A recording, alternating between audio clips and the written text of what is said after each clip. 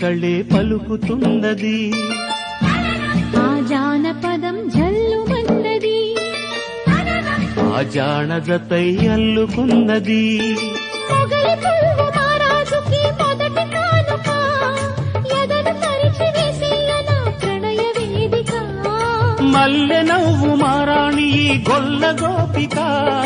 మూగ మనసు వింటున్నది మురడి గీతిక